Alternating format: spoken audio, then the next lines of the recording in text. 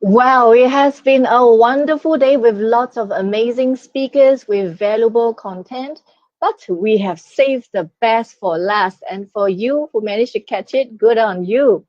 So here we have Trudy Bateman, and she is an expert in strengths and their application. She has delivered thousands of strength solutions through coaching, facilitating, and consulting. And she has trained over 3,000 practitioners with the strengths approach. Her clients include BBC, PwC, the Welsh government, and hundreds of global universities, including Harvard. So it is of tremendous privilege for us here at She Network to have her grace our launch to share valuable research insights on women's strengths with you and to do a live demonstration using the strengths profile to unleash your strengths, to unlock happiness, and to empower yourself and the people around you. So here I'm going to welcome Laura and Trudy to join me. Hi, Laura. Hi, Trudy. Hello, Joy. Lovely to be here. Thanks for having me today. Thank you for coming in. So I thought that with Trudy being the head of Strengths Profile, it just seems appropriate for me to take the opportunity to acknowledge one of Laura's superpower. So in her Strengths Profile, one of her superpower is that really shines deep for me is actually two of it, and I would say that would be a humility and being adaptable as her real life strength. Being my partner in she seems very, very flexible and definitely very adaptable in whatever new ideas I have. If I throw it at her, she will always stay calm and she's always collected and she's always like, okay, how do we go about doing that? And I really appreciate that about her being adaptable, and I guess even her real life strength of planner come into the picture. So Laura, thank you so much. You've really been using your strengths to support the She Network. Oh, Laura, I think you've muted yourself. Okay, yes, I think I'm back. I was saying thank you very much for the opportunity to use my strengths. I think especially in She Network, and I would say that the strengths that I love about you as well. I had a hard time narrowing it down, so I think like you, I had like, oh, which one do I have to choose? So I think for me, actually the three, obviously legacy. I think just the idea of really caring and investing in doing something that lasts. I think that's one thing that I really love when we get to work together.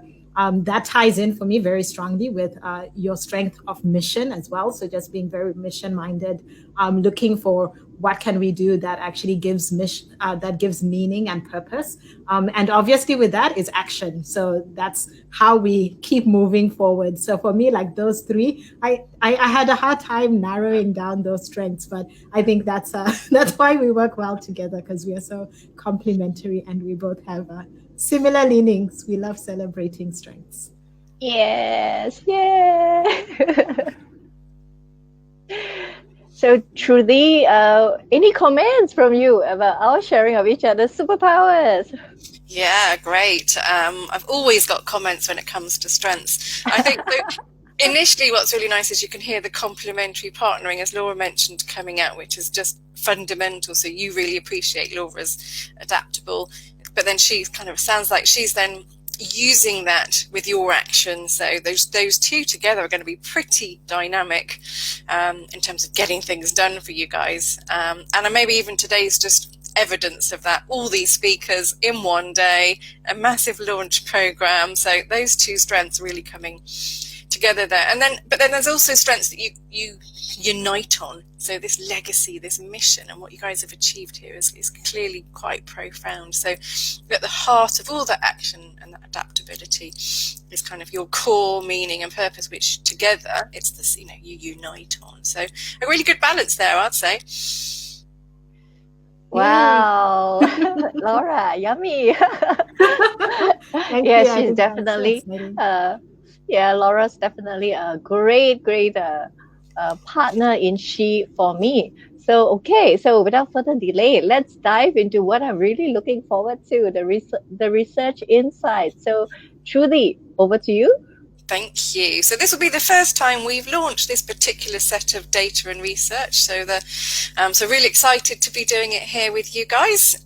So just a little bit around the data and what it is that we want to do here with you. So at Strengths Profile, as you're probably aware, there are many thousands of people taken each day and month, but what we looked at was kind of around 60,000 strengths profiles, and started to look at the differences in maybe countries or women or men and sectors, all sorts of different areas of uniqueness coming through within the strengths profiles. But today we're going to focus on sort of the real superpowers of women.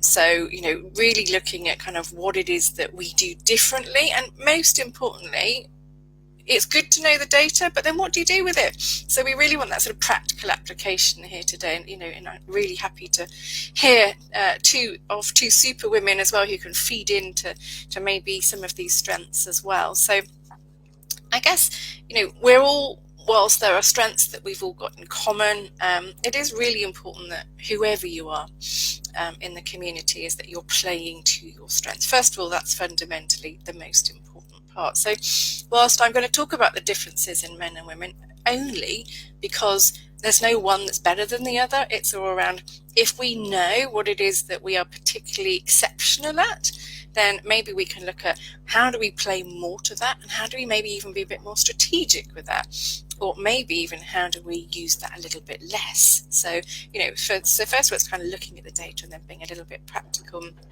My excitement in this area and research is having delivered many women in leadership programs over the years. It is evident that often women don't always choose maybe a conscious career. So women might often fall into careers or get careers suggested to them, but I'm really hoping today's research between us all and our contributions can help women really think about actually what it is that they stand for, want, that again, supporting your language around strengths and happiness and empowerment. So women taking more of a conscious decision around careers is something that I'm really passionate about, because it's not, in my experience, it's not always been the case. We often just be busy and really do everything rather than perhaps do things and slow down a bit and actually find out what we're amazing at. So does that make sense, ladies, before I kick off with some of this research? Yes, definitely. Absolutely. Being a strengths profile coach myself, I think that's what we do for male and female anyway. What is it that you're most passionate about? I think that's when the natural energy comes in, and with energy we can really go the distance. So it's very heartening to push this forward for women to be more conscious of their career choice, because we spend so much time of our life just in that area. Yeah. Yeah, and I love how you mentioned like working with women in leadership as well, and how important that is. Just being intentional, knowing where to play to your strengths. I think we've been hearing a lot about that over the last few months, where women leaders are playing to their strengths, and it's really shining through in very positive ways. So I'm very excited to hear the research to that as well. Fabulous. Thank you, Joy and Lauren. Great to hear your contributions. And I think, for me, at the heart of all this is helping women to be more authentic. So, back in the day, 20 years ago, women potentially in the boardroom were trying to behave a bit more like men.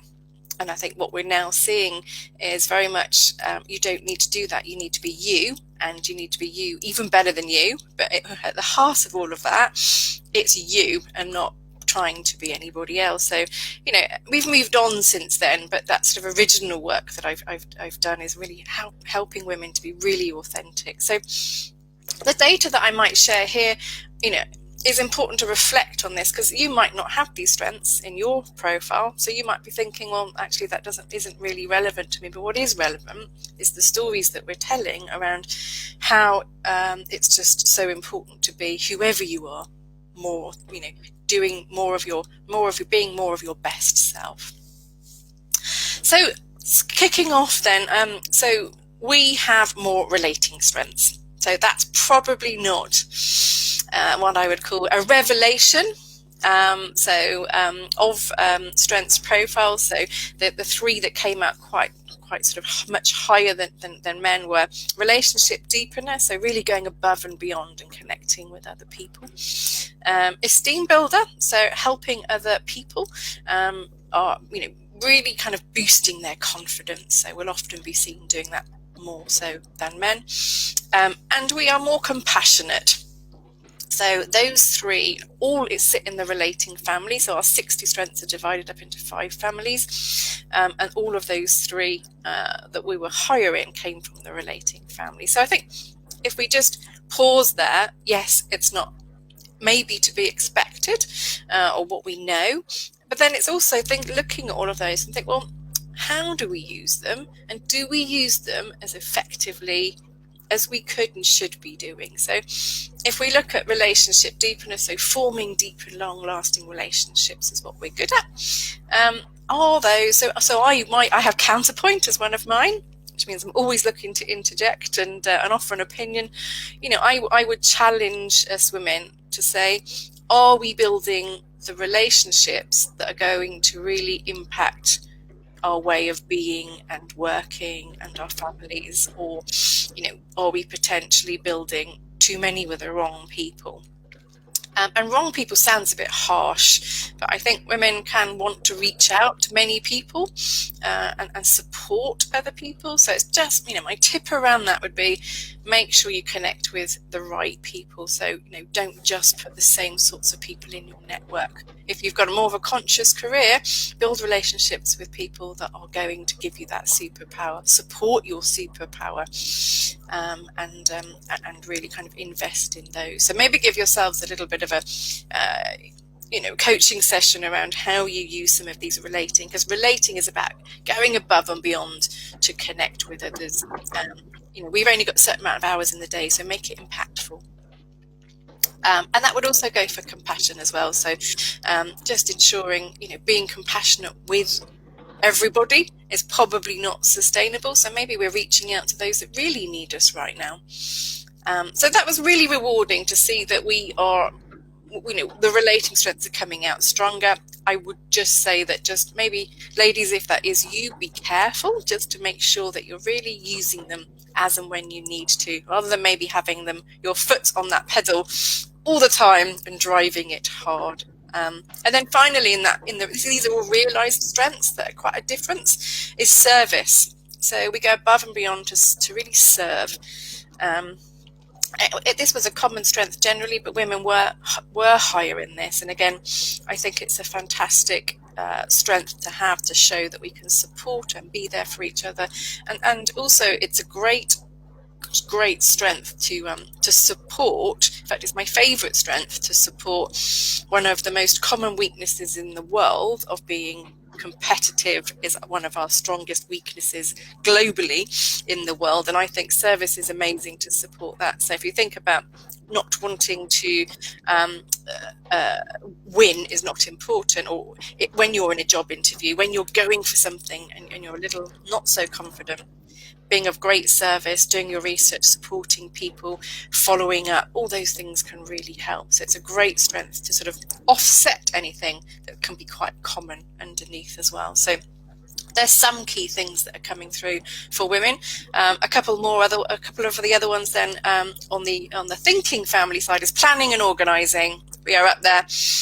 And we do more of this and enjoy it. So whilst sometimes potentially could feel that we do more of that, we do enjoy it. So it's something that's coming up as a real superpower of ours to get organised. And I think from women who often will have maybe parents and children that they might look after as well as go to work and get that conscious career, it is really important to have that up there, because that means that you can get organised and carve out that conscious career by and I know, Joy, you're brilliant at, you put yourself everywhere.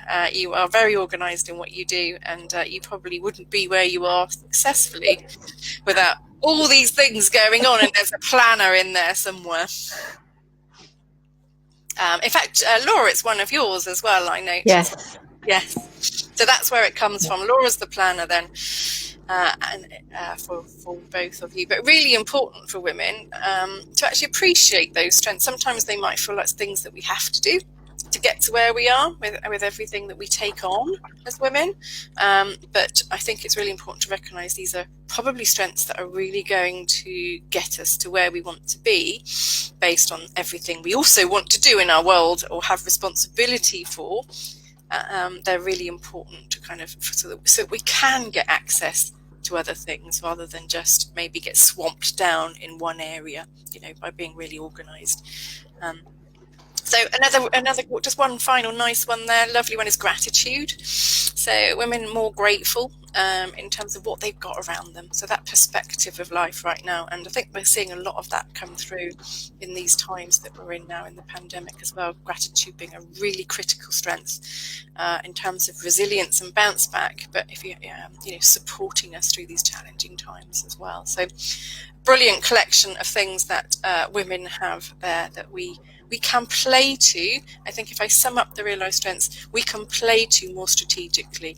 It's great that we care, but let's use it in the right ways to give us access to things that we need and want, and to make the right connections. And also in that organising and planning side of things is to keep us going, so that we can, again, have that sort of the diary that works for us, should we say, whatever that might look like. So I'll just pause there in case you ladies had any question. That's just one quadrant, the realised strengths. I've got a few more quadrants to get through, but it's all really important how we make up the strengths profile quadrant that looks at other things just beyond strengths as well.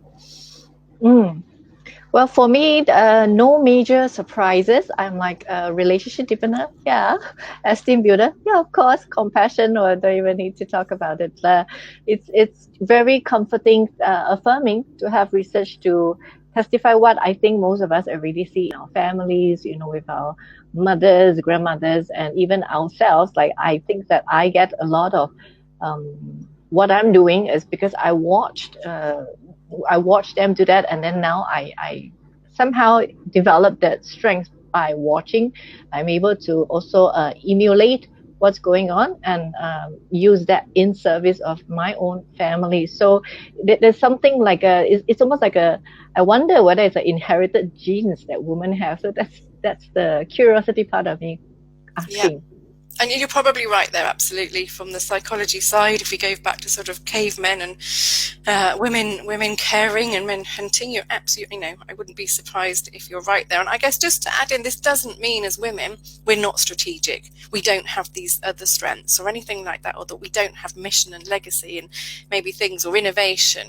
It's not saying that at all. It's just saying that when it comes to the biggest difference between men and women, this is it. So where we've got it, let's play towards it. So it wasn't that men came in off the scale, more strategic, more innovative, and on those things. So, just to give you a couple of examples, men were more competitive.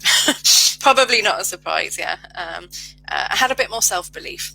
So it's not that they're sort of off, they're doing everything else differently or better than us. And it's not about better, as you know, it's just different. We want to celebrate our superpowers, our USP, our unique selling point, and this is where we just come in above and beyond. And I love that with the research, like you said, there aren't necessarily like major surprises, but I really like how you make it very practical. How do you apply that strength? And just that advice of, okay, if you're great at relating, how are you using that? And just maybe being more directional in terms of utilizing that. And I love how it works together with, well, if you're more relational and you're a planner, now you can plan your relationships and use that and kind of combine that and make that work for you. So I really enjoy what you're sharing. It's fantastic. Thank you, Laura. And for me, it's all about, this is a few years old when people used to sort of say, can we have it all? I think with some of these strengths, maybe we can lean more into that because we can be organised enough, but we've probably got to say no more in some of these areas.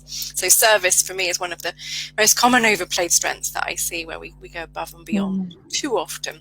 And I think, let's get some priorities in place with ladies, in terms of being being more conscious around what you're doing and when you're doing it and how you're doing it and who you're doing it with. So let's talk about some of the things then that might drain us. There's only a couple of things I want to raise around this that might be different from men. So women are good at being courageous, so they have courage, they are good at it, but it drains us more. So I think it's one to watch for us women. So we do it, ladies. We are a perfect example of courage, I'm sure, pushing ourselves out of our comfort zone. But if we kept doing it again, it could drain us. So it's really important that we just clock that and be good to ourselves, kind to ourselves, recover. I'm not saying stop being courageous. Of course, I am saying give us time to recover. So that was one of the things that sort of came out more. And again, if you're a coach or it's yourself, or you're nodding and smiling now and thinking, yeah, okay, that makes sense to me. It's really important that we think about recovery, because I think for women, in my experience, an example of being a mum and a leader, and also for training in this space for 20 years, we will often just keep going. So I think giving yourself that break to say, do you know what I did? Joy today, Laura today, you've been pushed the boat, you've done brilliant in terms of this community network and all these different speakers, but you're going to need an early night, a glass of wine, whatever you need tonight to recover, and then take it easy for the week. So it's just important that we recognize that as well. So and then I think some of the other things, we're actually quite consistent with men around like work ethic and detail. All those things were quite consistent. One other that might persuasion was something that came up as well, and I'm quite passionate about this. It's one of my top strengths.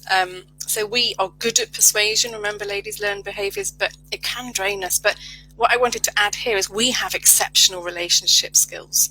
So when you combine, when you relate well, like we do, that we are proven to have more of, then adding a bit of persuasion into that great relationship conversation, then you're halfway there. So use those networks that you've spent so much time building and doing a great job on in relating to help you become more persuasive, to use it wiser. So just a couple of points there, just to watch our energy, which is really important for us.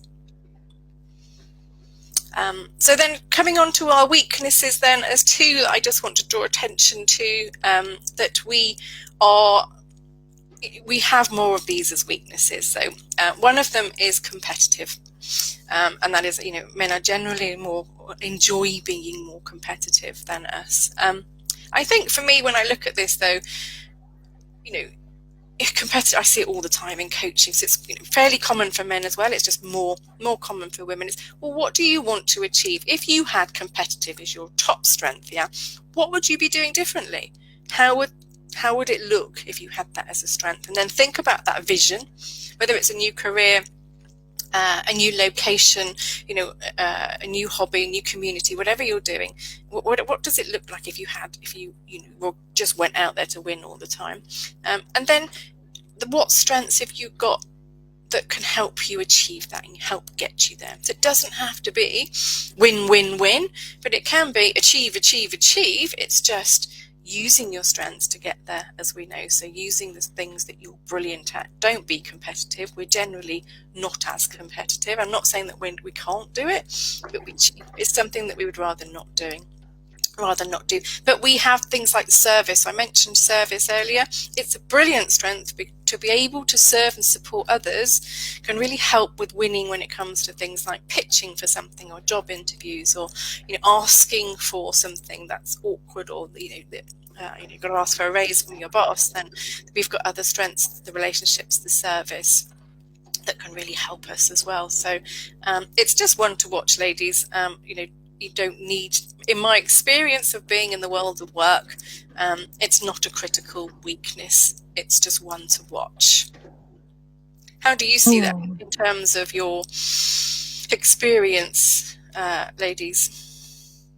So it's interesting for me as a strength coach. It always comes out. This service is such a great strength to offset competitive. Most people, like even saying the word drains them, like, they have this downward energy already. But then when you think about service, suddenly we're talking about the same thing really, but you just feel different about it because now your mind is thinking of service. Oh, if I do this and this can help people, then like then I'm really onto it because I want to help people.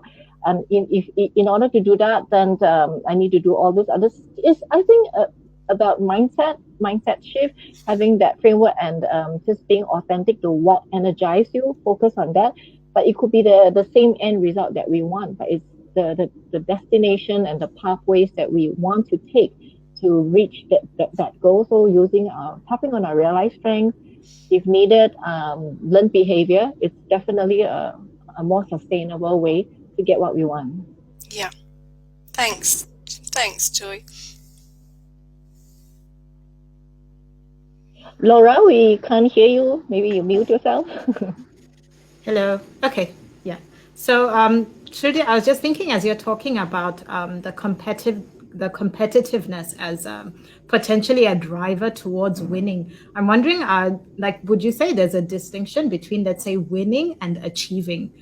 Or like, how would you maybe explain that a little bit more? Like the whole idea of you can achieve maybe while creating outcomes that don't have to be competitive, perhaps. Yeah, absolutely. I think for me it's quite simple. If you think about even today, ladies, what you've achieved, what you've achieved by today in the community you've set up and the network and all those brilliant speakers, you've achieved great things. You've been very driven with all your adaptableness, your legacy, your mission. For you got together at the beginning and said, what do we want to achieve? What is it that's important? What do we want to do differently? How do we create this network? Why are we doing it? Who do we want to serve? Yeah, you got together and went, this is the vision. Did you win?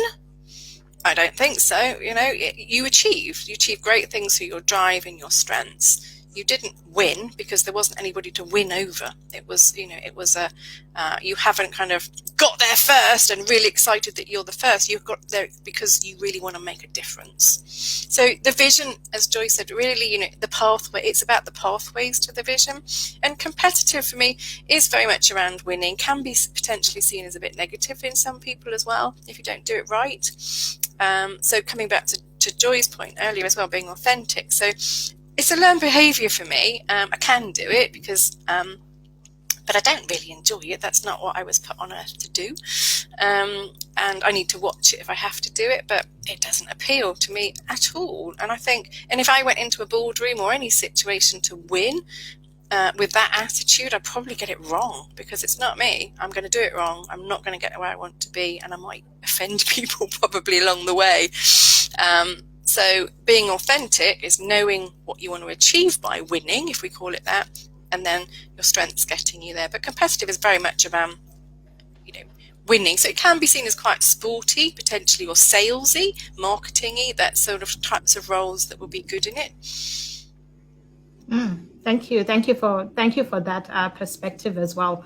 And I think when you touched as well, I really liked your point on courage and balancing that with rest, because I imagine maybe there's a little bit of it seems to me like a continuum of courage and service. So you're constantly driven to serve and step out and be courageous, but maybe with that's where building in that time for rest and actually taking care of yourself in between those milestones sounds very important. Yeah, really, absolutely. And using those other strengths to give maybe the relating a break. And courage is, can be exhausting just by the nature of what you're doing there, as you say. The other one I just want to mention before going finally onto unrealized strengths is self-belief. So unfortunately, women do have more of a weakness in self-belief. So, but we're talking about strengths here. When you use your strengths, you will be more successful. So for me, it's all about strengths to support you on here. So, if we start thinking about doing our weaknesses less, our learned behaviors a bit less, focus on our strengths, we become more successful because we're having more success stories, we're more confident, and we are enjoying what we're doing. So we're more motivated. You get the picture, yeah? It's really important that you play to strengths, and that can really support your self-belief. But just knowing it's, it's there, put it in your back pocket, you've got it, It can, so so that actually leads me nicely into the unrealized strengths, because when I say put it in your back pocket, it's one of our top unrealized strengths. So we've got potential to be much more confident, ladies, and this a potential strength, unrealized strength, is about saying something that we can do. But we need more opportunities and we need to do it more often. So here is something that although we're slightly lower in our weaknesses, or we have more of this, we've got a great potential because we are motivated to be more confident. So if you're out there as a woman or as a man working with women, really use that sort of boost, anything you can to build confidence, spot strengths, and support their success is really important. So supporting and mentoring other women would be my key piece of advice around that. And then, in fact, that was the only unrealized strength that was different. That had a sort of a significant difference. It was us having more motivation around the self-belief. And actually, funnily enough, the difference then in men for that one that we had self-belief in was esteem builder. So men have an unrealized strength in esteem builder more than us because we're using ours already. So men, if you're watching at all, then esteem building women so that they can use more. You could be using more of your unrealized strength to support women who have an unrealized strength in self-belief. So that was the research and the science. I'll give a quick pause there, have a quick drink, and just see if there's anything else you ladies wanted to ask or know. I mean, there's an awful lot more, but for our half an hour we were going to dedicate to it. I hope that's given some insights. Well, even though there's a lot more, but that's already a lot for my brain to process. I can feel my mind trying to digest everything, join the dots. It'll be really interesting my brain is incubating with this information. What are your thoughts, Laura? Yeah, I in one sense, it's mind-blowing. I think especially that last point about the capacity for self-belief and just continuing to build and strengthen the foundations. And I think there's really just that sense of, I guess maybe the power of the strengths profile is raising that awareness so that you are aware of your strengths. So like you said, when you keep building, you start having more success stories, and that actually becomes, it creates a snowball effect. So I really love that idea of increasing your self-awareness, knowing who you are, knowing where you can focus on. So, and then that actually feeds into that other and the potential strength that you actually have. So I think just that sense of self-awareness really sounds like it's one of the keys to really stepping out and really living your full life, as you said. And whoever you are in life, for me, the real key thing in my learning is that do a few things amazingly well. Be your absolute best self, even better. So, so with the amazing things that, we can achieve, why would you waste your time trying to build a weakness and, making yourself even less motivated, even less energized, draining your self-confidence even further? But you do, even if you only did half a dozen things, like out of this world, focus on those and do them beyond out of this world, whatever that might look like, but be your best self authentically. So, when I'm a leader, I have a team that I manage, and I say, I'm hopeless at that, I'm rubbish, who's going to take that on board? It's not me, I'm not going to, and I say, I might be having a meeting internally and sort of say, well, maybe you chair that bit because, I can really see your strengths coming through, better than mine in that space. I think as a leader, when we look at strength spotting and helping people develop their strengths, you give other people a chance to shine by being honest about yourself and saying, this is me and this is kind of, where I'm going to play to, and who can step up into these other things. And people love to support your leaders. So, make sure that you're playing to your strengths when you do it, but it's the opportunity to be authentic, the self-awareness piece, as you say, Laura. So thanks for that. Super. Well, I know we've only got a sort of around 20 minutes or so. So shall we dive into your profile, Laura? Sure, I'd love to. Brilliant. Okay. Well, thank you very much, first of all, for sharing it with me. And I'm sure we can weave some of the learnings in from today. So just for the audiences, I will sort of shout your strengths out, if I may, just so that everybody's aware of which ones you've got in there.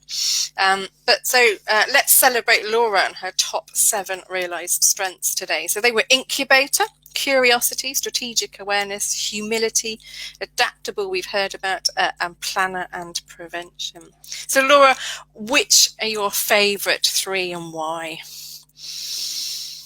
I think I enjoyed perhaps the strategic awareness. I think I just enjoy kind of like seeing the bigger picture, if that makes sense. So I enjoy kind of dabbling in all the different pieces. So I think that's where it comes in.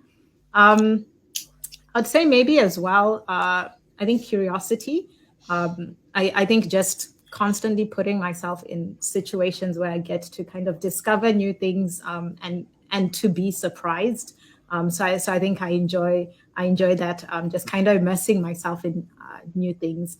And I'd probably say as well, I think I enjoy just the incubator part. So I enjoy pondering possibilities and just thinking about, what's possible. Oh, what would happen if, if you combine this and this. So I'd say those are the 3. And those 3 work really well together, don't they? They are the perfect combination. So here we are, somebody who the future is something that you're focused on, and being able to have insights into the future and being able to tap into that. To do that, you're going to need to be curious about what's out there, what the potentials and possibilities are. And then to do that, you've got to really make time to think about all of that, because that's not easy, is it? Planning and supporting future developments. So that sounds like those 3 work really well together for you. Which do you think out of those 7 that you most brings you the most success? Oh, that's a good question. Out of those 3, or out of all 7. I'd say probably adaptability, because I think it helps me balance out my planning. Because sometimes I'm like, I want to plan everything to the nth degree, but then I think being able to be adaptable and sometimes just jump in and then just see how it goes and adapt from there. I think that's really helped me just in terms of navigating life. Like, I'm here in Malaysia, married to my husband, living in a completely different context. And I think that sense of just being able to adapt to wherever I'm planted, I think has been very helpful. Yeah, no, that sounds great. And something obviously that Joy is really using as a complementary partner to you as well. Yes, definitely. I'm tapping the most out of Laura's superpower of being adaptable. Doesn't matter what I throw at her, other women might frown or might have a reservation, but she's like, okay, tell me more. Curiosity. That sounds fantastic. And then Laura, my final question, because obviously it's on a full debrief here, just to reflect on, and it's really important for everybody to do this, is of those 7, do you think there are any that you might overplay, so use a little bit too much sometimes? Perhaps humility. So that might be one that I really don't enjoy necessarily shouting about myself. So I love humility, but I guess I could see how that could sometimes probably be something that I overuse in different contexts. Yeah. So humility being very much about recognizing and other people's success. And of course, if you overplay that, then you're never recognizing your own success. So Joy's clocked that, haven't you, Joy, in terms of celebrating Laura's success? But yeah, absolutely. Sometimes it's not about replacing another strength. It's about turning one down a bit, if you like, thinking about it as a volume button to turn one down for something else to shine. So or maybe recognize, giving that over to colleagues and saying, this is something that I struggle with more so, but with my vision and my goal that I want to achieve, then how do I potentially get your support on that? Because it's much easier for somebody else to recognize you rather than recognize yourself, let's be honest. So give it that job to someone else. Yeah, I think I have some really great partners. So I think Joy and my husband are both really great at that. So I think they really support me in that regard. So yeah, so I think Joy is one of those, again, really pushing me out of my comfort zone. She's just like, Yeah. don't be so humble. I'm like, okay. Next time you say it was Joy, it was such. Just say it was Joy and I. It was the team who made that success. So it doesn't need to be big leaps. So, Laura, just coming on to the 4 learned behaviours, you've got persuasion, courage, judgment, and action. And just for the audience, learned behaviour is something that you're good at. It's a great resource for you, but it can be something that drains you. Out of those 4, what do you think really sort of shines out at you or stands out at you for something that might drain you? I would say perhaps persuasion. So yeah, I'd probably say that that might be the one that might drain me a little more. So maybe that ties in with the humility. So having to make a case, and then with that, I have to almost like sell a little bit more. So I think I find that yeah, that kind of drains me a little bit more. So do you have in that case, Laura, some strengths, realised or unrealised, that could help with that? So when you've got to make a case, and you might even have to, as you say, dial down that humility, showcase what you've been working on and doing, what could support you? Any ideas on the strengths front? So apparently one of my unrealized strength is spotlight. So I think that might that might help. And probably also mission. So I think when I have a mission, then it kind of doesn't matter who I have to sell to. It's like, okay, this is what we want to achieve. Yeah. So I find that that's something that could definitely help. Yeah, great. And so I think you've got an awful lot there in your kit. Really, you've got your legacy and your mission, definitely, and your unrealized. But even going to your realized, if you think about things like your curiosity and strategic awareness, incubating plan, those thinking strengths that you've got as well, would mean very much that your business case is grounded in science and thinking. It's not just, we should just be doing this. Well, why is that then? Give me the business case. Well, it just feels like a good idea. It's not going to be something that comes out of your mouth, but I've thought long and hard. This is what I know about, the marketplace. This is what the research I've done on who else is doing what. So remember that that's an absolute, real sort of key collection of strengths that you've got to be able to present the business case knowledgeably, that you could be using as well. No, thank you. I think that's a fresh perspective. I think it's something that maybe I take for granted, but I'm like, oh, now that you mention it, yeah, I can see how that could be a little more persuasive, because I do like to know what I'm talking about, and I will have thought it through before I present it. So yeah, and remember, it's not those that shout loudest in this scenario, is it? It's the grounded in your thinking, which is something you clearly are very good at. And again, remember, the learned behaviours are about being an honest resource there and saying, do you know what? Maybe persuasion is something that's always going to be a learned behaviour, but it's fine because I've got all these other strengths that can support me when I need to persuade. So it's not, you're not making persuasion a strength, you're using everything else you've got to make that a little bit more comfortable. Nice. Okay, so you only had one weakness that we've actually spoken about already today. And then before we look at your unrealised strengths to finish on, which was it was the dreaded competitive.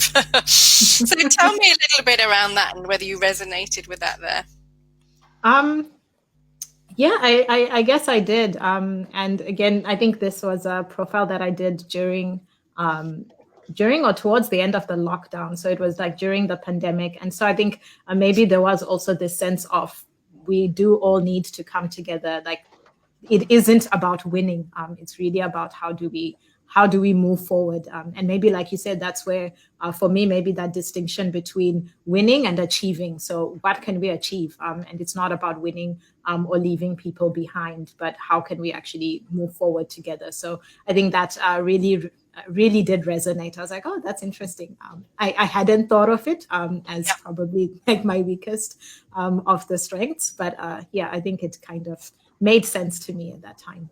Yeah, and you're in good hands. A lot of people, not just women, not enjoying this, and it also, it kind of is the opposite of your humility. So your humility, which is one of your key real life strengths, is all about celebrating others. So it feels a bit more natural for you to have a weakness that's about winning, because to put those two together would be pretty difficult, wouldn't it? You know, get there. It was me. No, it was you. It was me.